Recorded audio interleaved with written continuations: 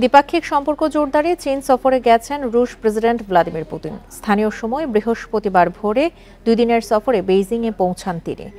চীনা president Xi Jinping এর সঙ্গে বৈঠক করবেন পুতিন। চীনের পররাষ্ট্র মন্ত্রণালয় জানায়, বৈঠকে দ্বিপাক্ষিক সম্পর্ক, সহযোগিতা এবং অভিন্ন স্বার্থ রক্ষায় আন্তর্জাতিক ও আঞ্চলিক বিষয় নিয়ে আলোচনা করবেন দুই নেতা।